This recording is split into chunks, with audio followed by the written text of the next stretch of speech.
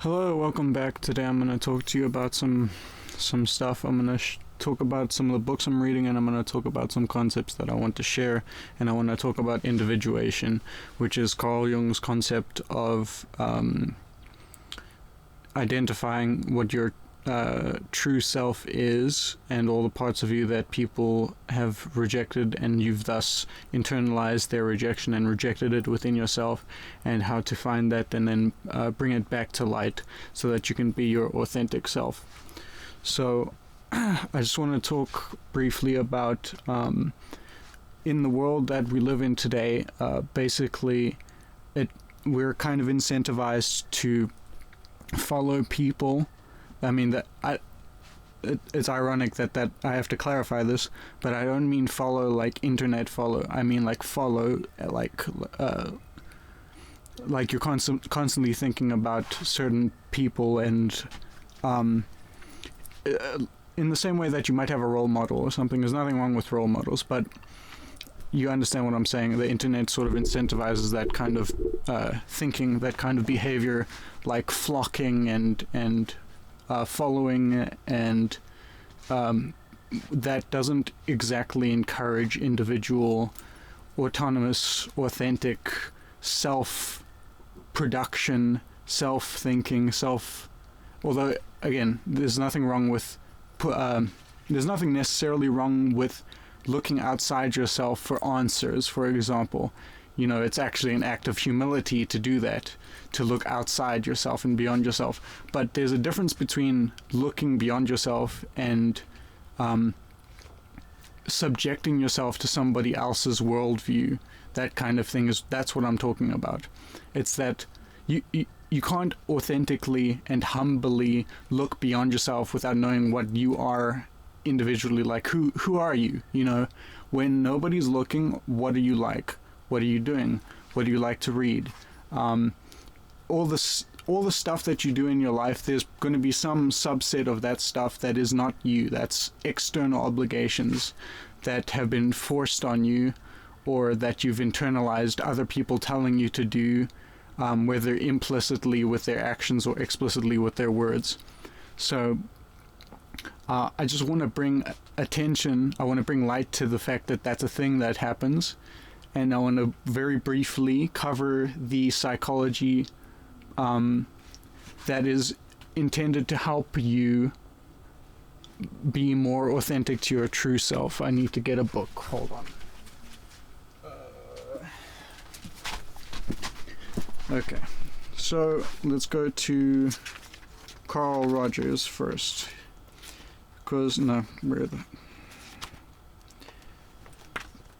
Where is it? No. Let's go to Gestalt psychology. Okay. I'm going to show you a diagram. Get ready for pictures.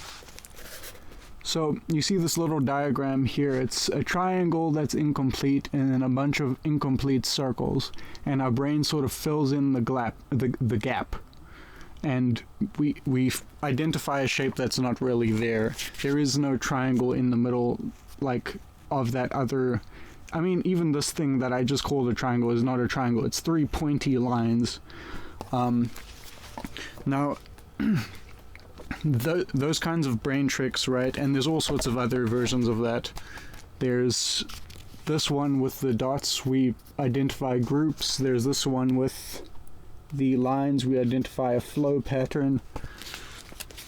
Our brain is wired to identify what's central, what we're looking at, and then what's the background, and what's not that. And essentially, you need to replicate that kind of process, that kind of cognitive process in your own life to figure out who you are. You need to figure out what... You need to do a little bit of introspection for this, and you might need help from other people, asking other people about you, and when people say things about you, listen carefully and think about it, think through it. And well, that's essentially the process. That question that I asked at the beginning of the video, what do you do in your spare time in private when nobody's looking? What do you do? That kind of thing, those kind of exercises. Would you describe yourself as somebody who whose beliefs come from outside of yourself. Like, have you swapped identities often? Those kind of questions. If you want to get, there's like worksheets on this. You can Google this. Whatever pops up in your mind of what to Google to find out more about it is probably the right phrasing to search. You can just look it up. There's lots of questions about that help you identify more about yourself, and from that you can kind of open yourself up more as you define yourself. So that's an essential part of life, I think. Well, Carl Jung, the guy who's all about individuation and identifying the parts of yourself that are hidden away, he's all about that, identifying your true self situation. So I just wanted to cover that briefly, and now I'm just going to talk a little bit about books and knowledge, because when it comes to the world that we're living in, like I said at the beginning, we're incentivized to create a follower mindset. We're trying to find the right idol, we're trying to find the right hero, and as much as you do need to look outside yourself sometimes, if you lose yourself, that's not helpful, because if you lose yourself, then you don't know what you're doing. It gets pushed into your unconscious mind. It's just behavior, and if everything is just behavior, and you're not identifying the behaviors and putting it into words, there's a part of your brain for words. You need that part of your brain to be activating so that you're actually analyzing what you're doing. That's why we have books. That's why we have language. It's so that we can clearly dissect our internal worlds. This whole thing of looking for names to believe in, and looking for prophets and geniuses and I don't know, whatever else, I don't know, icons. We need to first look inward before we can look outward in a lot of cases. Some cases we have to look outward before we look inward. We have to look to others before we start worrying about what we're doing. Because if I am learning how to play soccer, I'm going to use an analogy here. If I'm learning how to play soccer, I need the coach to teach me how to play the soccer. But at a certain point, you need to look within and ask yourself what you believe, right? Because if you have some semblance of an opinion or a thought or an analysis about your own behavior that might actually help you and maybe even your coach, because your coach wants the best for you and wants to teach you the best way they can teach you, you need to be able to speak what you're analyzing about yourself. Now, once you speak, you need to listen to the response that comes back to you from your coach.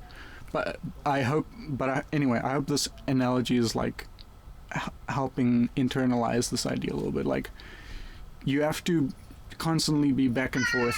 It's not just looking out. It's not this constant looking out thing only. That's it, I think. That's all I wanted to talk about. So, just as a takeaway, I think focus on one question for yourself, and that's the question I asked at the beginning of when you're in private, what do you do? What do you like? Right? And validate that part of yourself by giving it some voice in your social life and giving it some time in your schedule, if that makes sense. Plan an activity around that part of yourself. Anything like that, and you can Google for more. You can open Psychology Today's website and they'll tell you everything you need to know. Thank you for watching, and I hope this was helpful. Goodbye.